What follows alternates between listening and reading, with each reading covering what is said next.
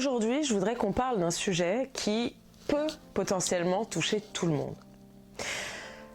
Et si tu étais dépendante affective, mais sans le savoir? On en parle beaucoup, on pense souvent que ça ne nous concerne pas, mais en réalité, ces comportements peuvent être tellement ancrés qu'on ne les voit même pas. Et ça concerne aussi bien les hommes que les femmes. Aujourd'hui, je vais te partager 5 caractéristiques clés de la dépendance affective qui vont peut-être te faire un peu trembler, pas pour te juger, mais parce que la première étape pour s'en libérer, c'est déjà d'en prendre conscience. D'abord, c'est quoi la dépendance affective? C'est le fait de se sentir en insécurité quand on n'a pas d'amour, quand on n'a pas la validation ni la présence de l'autre. C'est quand on a du mal à exister par soi-même, émotionnellement. Et c'est également quand l'amour devient un besoin vital et non un choix libre. Le piège, c'est que c'est souvent très insidieux et ça se cache derrière des comportements qu'on banalise très souvent. Première caractéristique, l'obsession de plaire. Tu vois, quand tu fais tout pour être aimé, quand tu t'adaptes, tu changes, tu dis oui alors que tu penses non, ton estime de toi dépend du regard de l'autre. Là, on est dans un premier cas de dépendance affective. Deuxième cas, la peur panique du rejet. Le simple fait qu'on te dise « j'ai besoin d'espace » déclenche une angoisse énorme.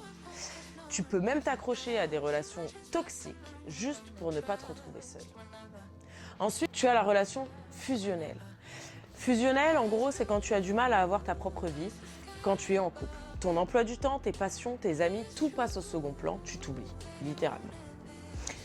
Le besoin constant de réassurance. Tu as besoin qu'on te dise qu'on t'aime, qu'on te tient à toi tout le temps, sinon tu doutes, tu paniques et tu imagines toujours le pire. Et enfin, l'incapacité à rompre, même quand la relation ne te convient plus. Tu sais que ça ne va pas, tu souffres, mais l'idée d'être seul est encore plus insupportable, alors tu restes, même quand ça te détruit. Alors pourquoi ce comportement est destructeur?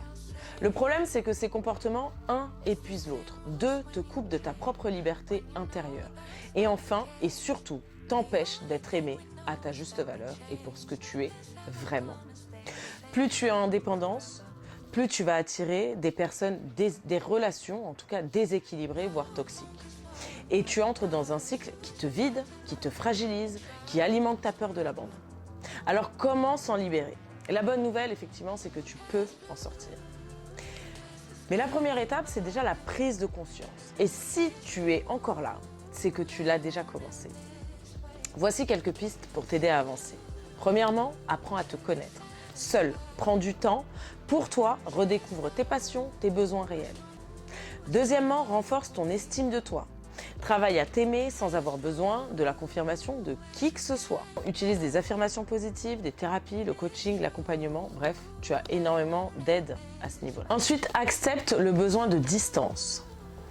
L'amour n'est pas l'absence de distance, c'est la capacité à rester lié, même quand chacun respire. Quatrièmement, apprends à dire non. Tes besoins comptent aussi. Apprends à poser des limites. Apprendre à poser des limites est un acte d'amour pour toi, mais aussi pour les autres. Si besoin, fais-toi accompagner. La dépendance affective est un schéma profond. Se faire accompagner par un coach, un thérapeute ou un professionnel peut être une véritable clé. Alors, si tu t'es reconnu dans un ou plusieurs de ces points, c'est normal. On a tous à déconstruire certaines blessures. Le plus beau chemin, c'est celui où tu vas apprendre à t'aimer pour aimer l'autre librement. Alors, si tu veux aller plus loin sur ce sujet, abonne-toi à Zinaka Lounge. Chaque semaine, je te partage des réflexions pour t'aider à construire un amour plus sain, plus fort, plus conscient.